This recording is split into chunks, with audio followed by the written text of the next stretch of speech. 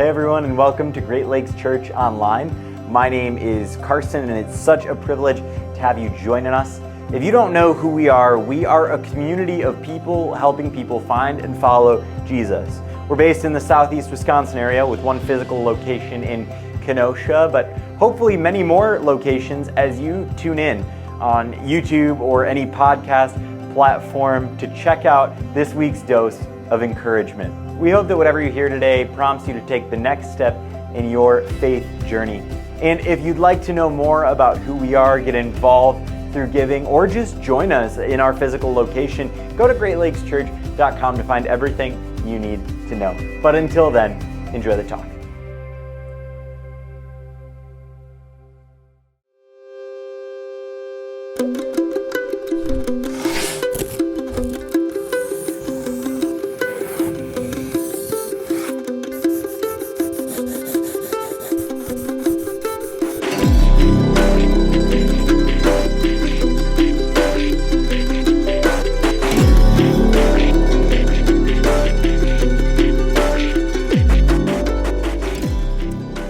I'm going to say something that any pastor in the world should never say in front of people that came to church.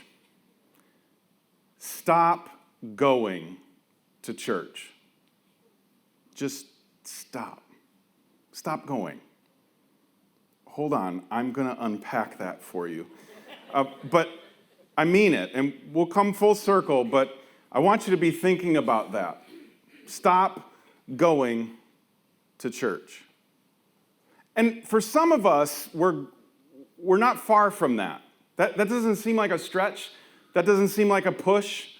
That feels like where we're at. We've maybe been considering stopping. We've been coming for a while. It's not doing anything for us. Or maybe we're here tonight because we had a friend that said they're going to push me underwater, and you're like, that sounds weird. I'll be there for that. Right? Like, some of us, we're going, I'm not totally interested in this whole church thing anyway. So for you to tell me to stop is more of a relief than it is a help. Because when you hear about church on the news, it's usually one of a few things. There is some scandal. Usually with the leader of the church. They have stolen money, had an affair, they're abusive to their staff, they are not kind like they say they are kind, and they don't practice what they preach. Or you'll hear about financial trouble in churches, or you'll hear about some kind of deceit, or whatever the case may be, and there's fighting between churches. I mean, it's weird that we all call ourselves churches, but we find anything and everything to argue about. And so you go, well, why would I want to be a part of that? All the news is negative. And that's why I'm saying, stop going. I mean, I don't blame you. Right? In a lot of ways, church has not felt all that different from any other business that you encounter in your life all week long. You walk in here and you go, they want my money, they want my attention, and they want me to do something for free. Right? That's any other business in the world. So again, why do I want to be a part of something like that?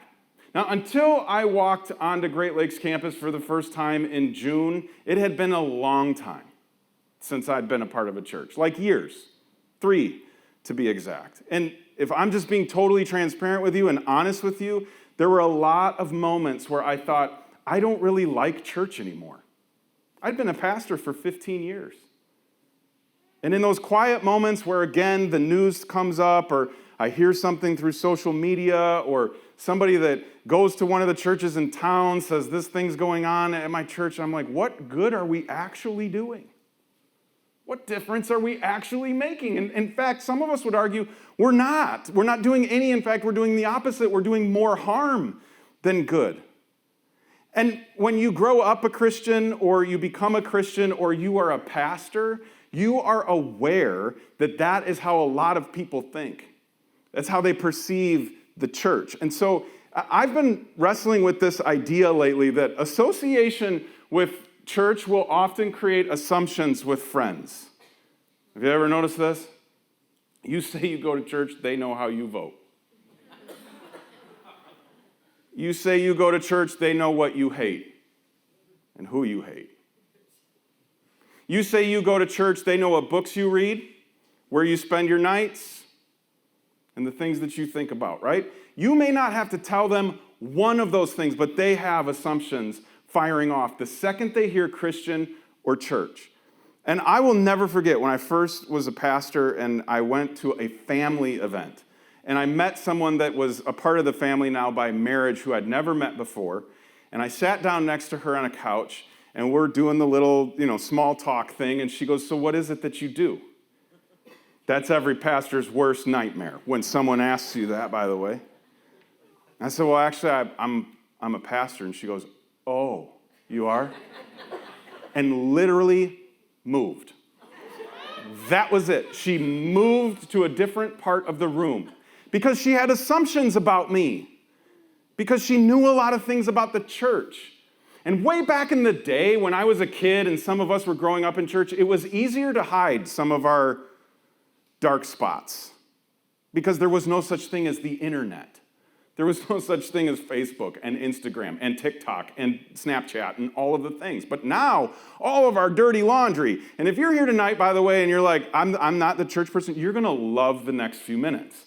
Because I'm going to tell you what you've already thought, and you might go, well, at least somebody here knows. Because now our dirty laundry is out there. And it's really easy to be disgusted with churches. But more and more I realize, and the more and more I get to be a part of this community, Great Lakes Church, I'm reminded that church is people. Church is not a building. It's not an organization. Sometimes we'll refer to it as a movement. We've attached all kinds of strange words to it to make us as Christians feel better about it. But here's the bottom line. Church is people. And if you want to know where I get that idea, I get it from the one who started the whole thing, Jesus. And Jesus taught a lot of his closest followers and friends exactly what he wanted the church to be. Now, we have messed it up, but way back at the beginning, they had a pretty crystal clear idea of what it was supposed to be. Let me show you one of them. In a letter that Paul wrote to the church in Rome, he said, "Also give my greetings to the church that meets in their home." And he's talking about a couple individuals, and he uses this phrase, the church that meets in their home. That's curious to me, because how do you fit a whole building inside a home? How do you fit a whole organization inside a home? I can barely fit my 4 sons in my home, let alone an entire thing that we would usually think of as the church. And over again in Paul's letters, you will read him referring to the church as a thing that's going in something else. It's not a thing that happens somewhere else. It's happening usually in people's living rooms and in their homes and all kinds of odd little places. And he says, make sure you greet the church that meets in their home. In another one of his letters to the church in Corinth, he wrote, "The churches here in the province of Asia send greetings to the Lord, as do Aquila and Priscilla." Isn't that cute? They got married and their names rhyme. And then it goes on to say, "and all the others who gather in their home for church meetings." Another example of Paul saying, the church is not a place because you are going to gather in a place. It's not something you go to. It's something you are a part of. And we usually define it by the outside or from the outside in. And I think Paul says, no, a church is defined by the inside out. Because in the early days of the church, there were not big buildings like this one. There were just homes. Part of that was because the church was being pursued by Rome and the religious leaders of the day to be snuffed out. So it was a little easier to stay hidden and safe when it was smaller versus getting one of these grandiose buildings. And by the way, if you're going, okay, good, finally somebody's going to say we shouldn't meet in buildings, I'm not going to go there. I don't think that's the purpose of what Paul wrote. I think it's meant to help us understand the very definition, DNA, fabric of the church. I think of it like this. We all, well, I shouldn't say all, that's not fair. most of us love a good cup of Starbucks, right? In fact, some of you walked in with one. We give it away free, but you still went and spent $7 on a cup of Starbucks.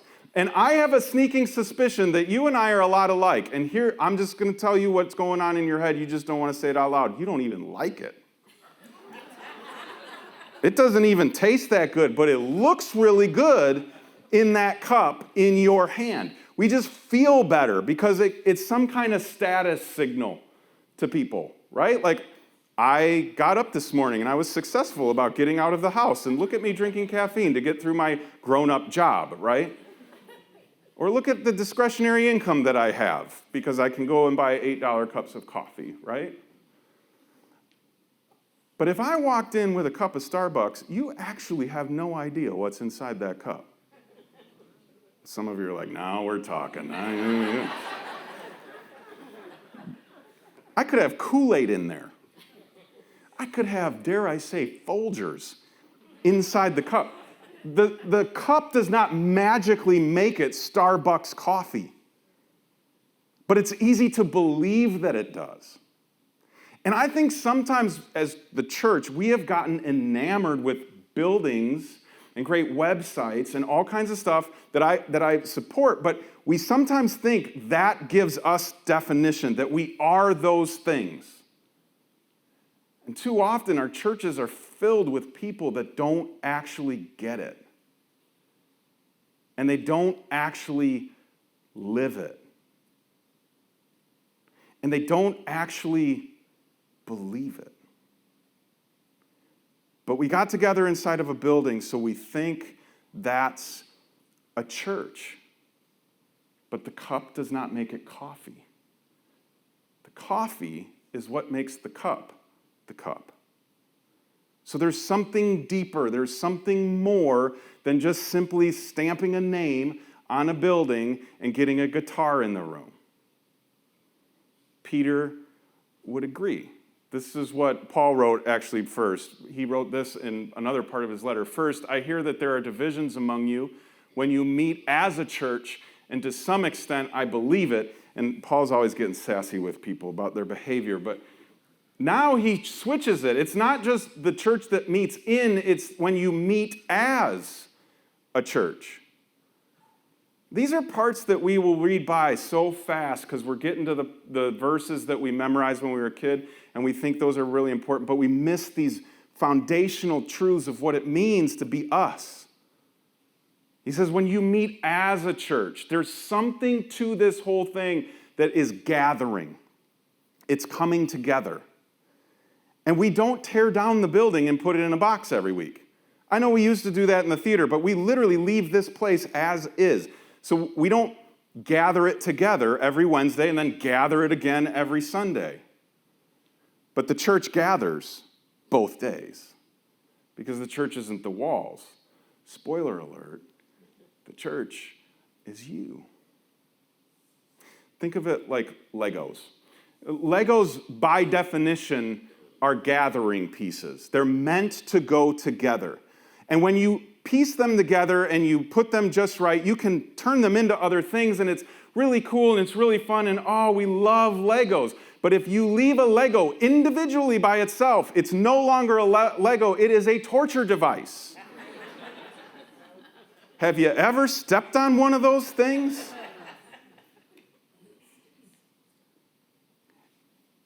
It's meant to come together. The church is no different. It's meant to come together, a bunch of different people, bunches and bunches of different people gathering together to become one thing together, to meet as the church. So my hope in this series and even tonight is to start to get us to think, when we say church, we think of the person next to us. When we say church, we think of the moments where we have gathered together, 2, 3, 4 people. When we think of church, we don't necessarily think of 7600 75th Street in Kenosha, Wisconsin.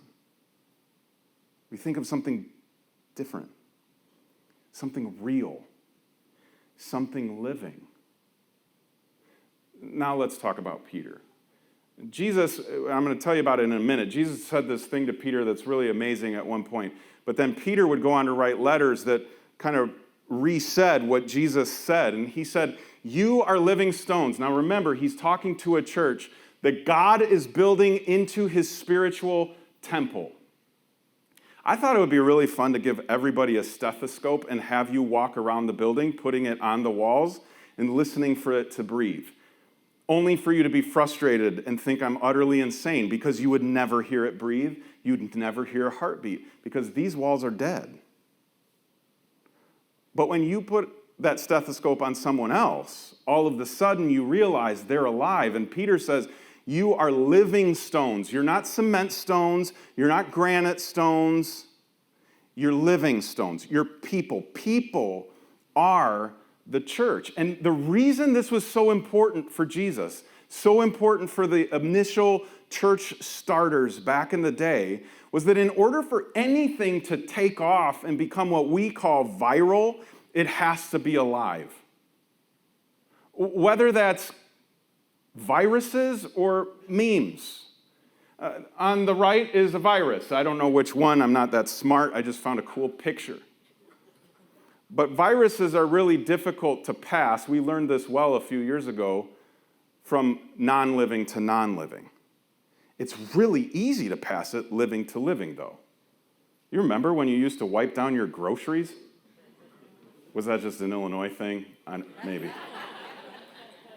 We used to do that, right? We'd put our groceries in the garage and let them whatever, and then we'd wipe them down, and hand sanitizer was like gold, and because we knew that when a living person's with a living person, that sickness can pass between. Same thing with memes. And by the way, if you're not into, you don't know what I'm talking about, it's just the things that are on the internet that get passed around a lot. At least that's what my 13-year-old told me. It's the stuff that we text to each other, that we tag each other in on social media, and we do the crying Jordan thing, like when we put other things on top of it. But that requires a person to send to another person. It has to be living to living. And Jesus would go, so we're going to do this with the living. It's not going to be a building. It's not going to be an organization. It's not going to be a stack of white papers that state what we believe and what we don't believe, or what the rules are, or who's in or who's out. We're going to build this church of people, real people. And the people that he was inviting to help him build the church were very real people, including Peter. And you hear me talk about this a lot. I mean, Peter and all the guys, most of them were just fishermen. Dirty and smelly. And Jesus is like, hey, you want to be part of my crew? And then he goes and gets a tax collector who's like despised by all the Jews, because here's a Jewish guy working for the Romans, taking taxes from the Jews and giving it to the Romans. I mean, he was not anybody's favorite. And then there was Judas, who was always a little prickly, right? Like, Jesus brought these people in to his inner circle and said, you all are going to be the church.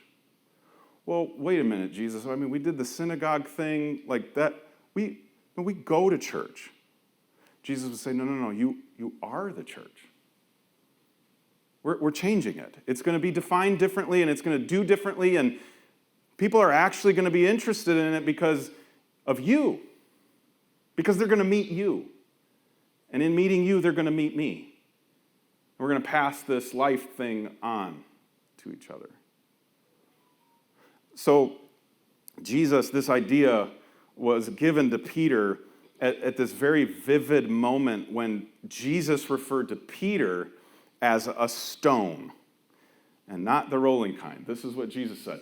Now I say to you that you are Peter, which means rock, and upon this rock I will build my church, and all the powers of hell will not conquer it.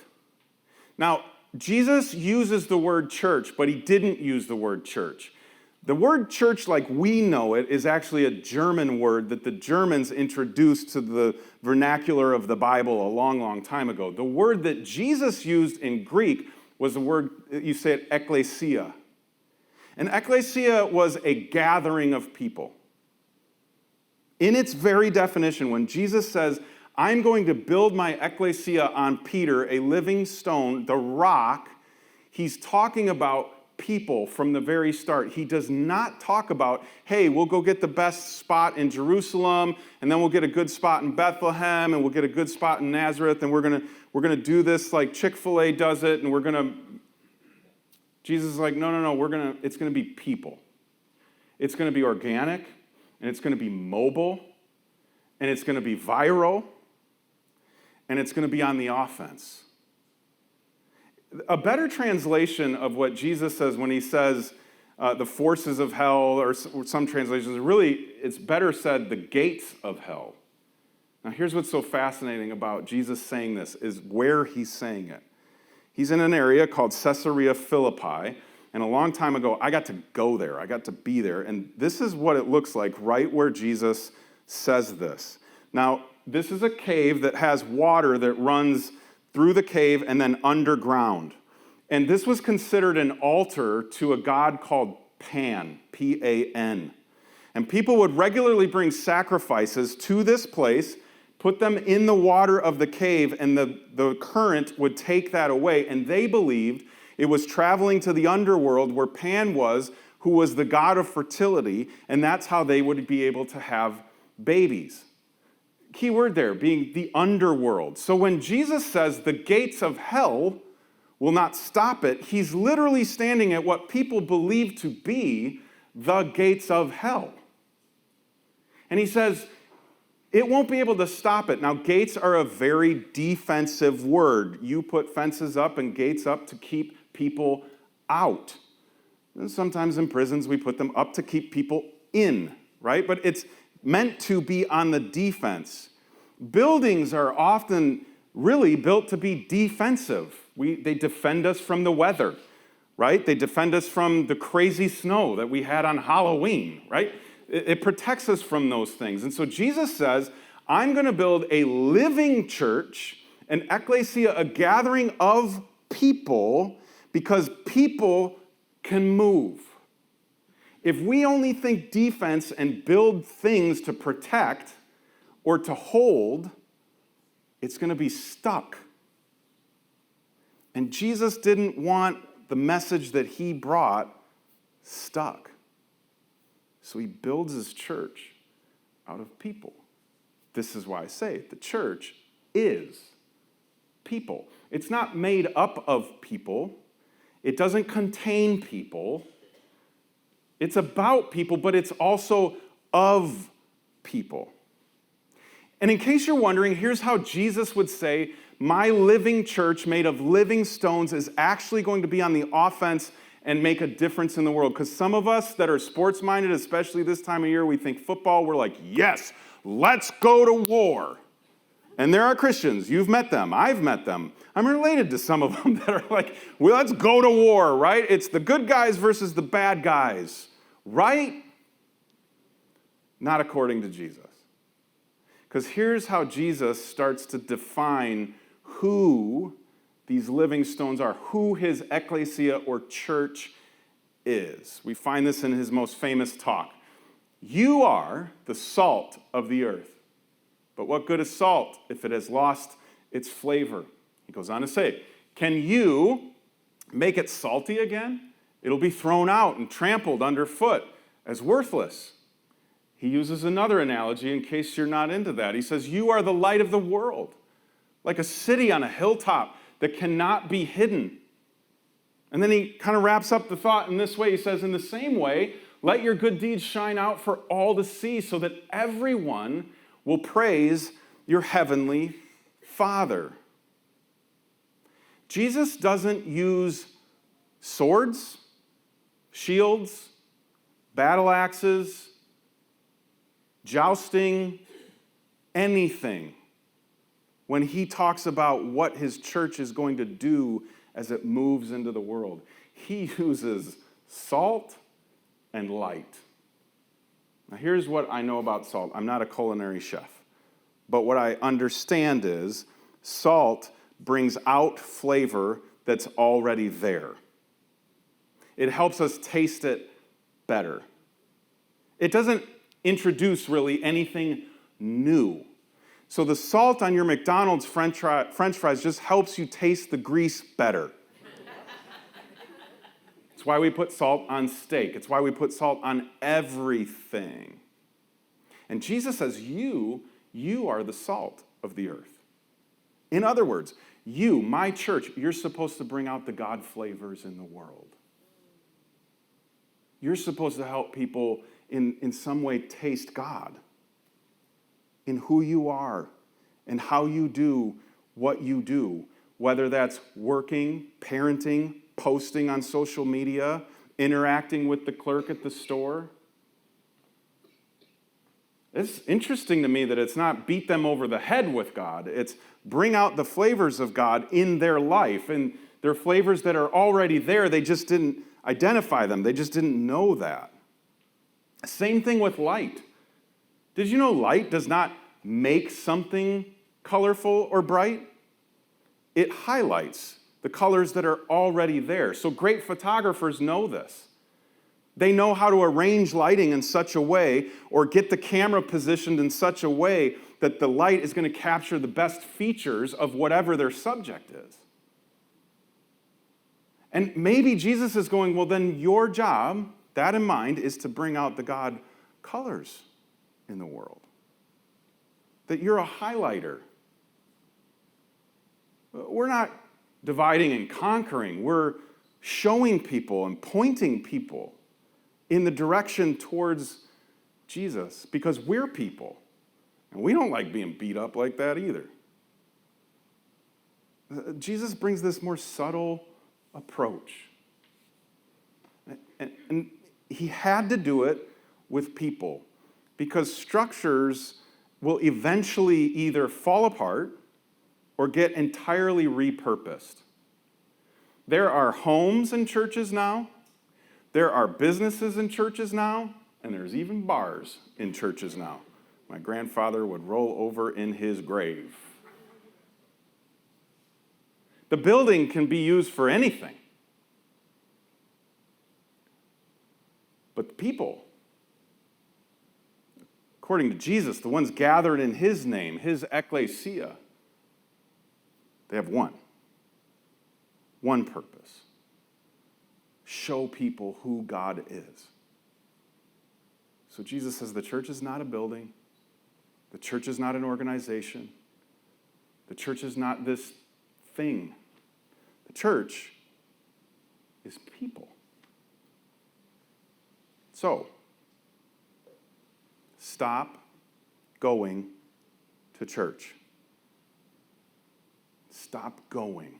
Because when we're just going to church, it's really easy for a few things to happen.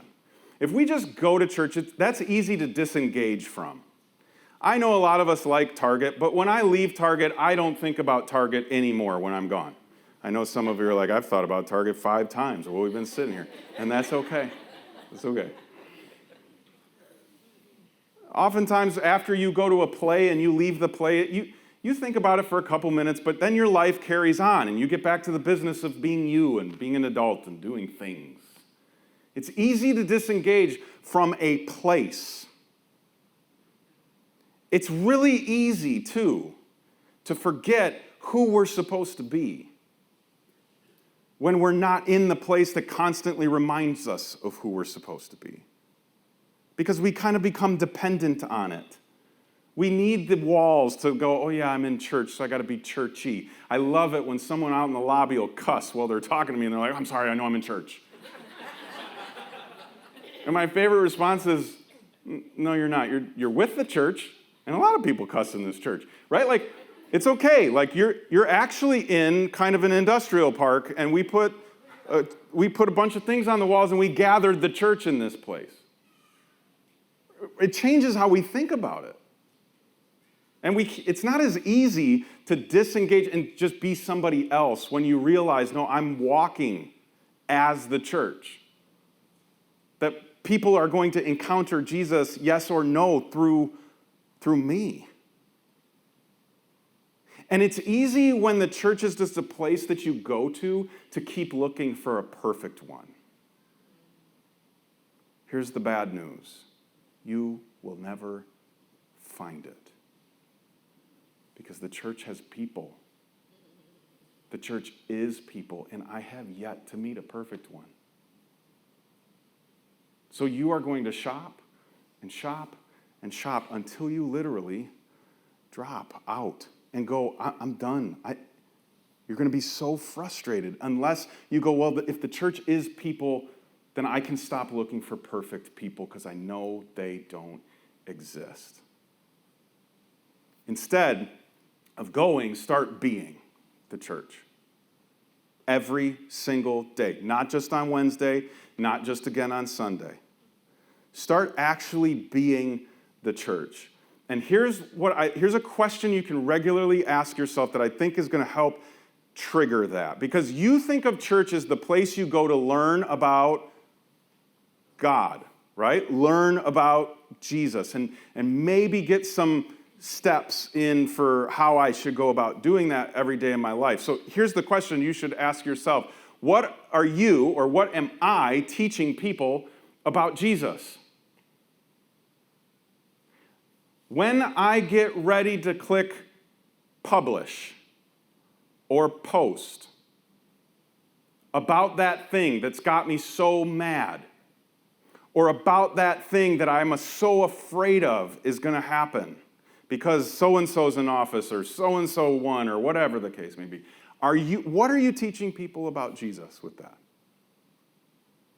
When you walk into the store, just walking in, what are you teaching people about Jesus?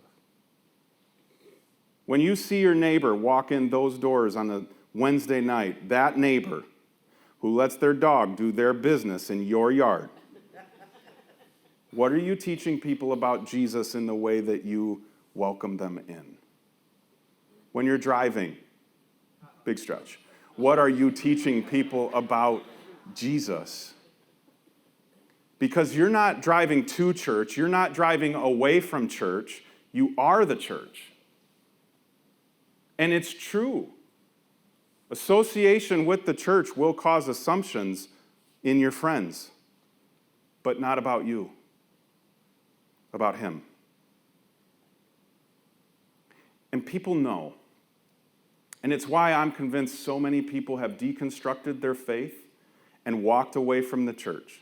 Because people know when they're getting an imitation. People know when you're carrying around a cup of Starbucks full of Kool-Aid. People know when you aren't giving them Lucky Charms and you're giving them magic treasures. I tried with my kids, by the way. I took it out of the box and put it in another container because it's supposed to look, it doesn't work. They know. Here's why. Because they, without realizing it, are looking for the God flavors in the world, and the church has failed them by not being what it was supposed to be from the start. We got so distracted from being a people that we started offering others imitation. And I believe it's time for us to change that narrative. It's time for us, it's time for me to start taking the mission personally. We say all the time, our mission as a church is to help people. We are people helping people find and follow Jesus. That's not Great Lakes mission like this thing I go to on Wednesday night or Sunday morning. It's not this thing that I like and follow on social media. It's me. I am on this earth to help people find and follow Jesus. And the reason it's the church's mission is because the church is made up of you. And if we are all on the same mission, then the church is on mission, and maybe, just maybe, we get this much closer to what the founder wanted the church to be when he said the church is people. When you interact with others, when people meet you, do they meet Jesus? If we can answer the question with yes, people meet him when they meet me, then we're the church. And that's why we say things like, hey, Don't invite people to come to church. Invite people to come sit with you, because you are the church.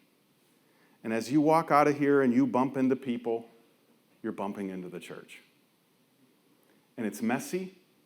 Sometimes it's smelly.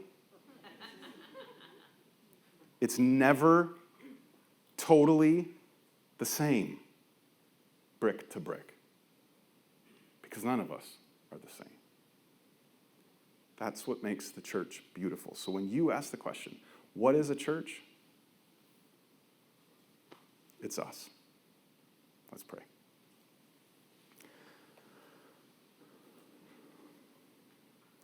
Jesus, we're sorry. We're sorry that we lose this so often. We're sorry that we allow church to be a building. We allow it to be an organization so that it doesn't have to come with us other places. We want to be a community of people that understands we are the church and that we represent you no matter where we go. And the reason this place is a church is not because a building got put up. It's because of people gathered together in one name. So help us this week to have the presence of mind to understand we are living stones, and we are salt, and we are light, and we are the church. Help us to represent you well. We love you, and we're grateful that you invite us into this with you. In your name, amen. Thanks for letting us be part of your week. Have a great one. We'll see you next time.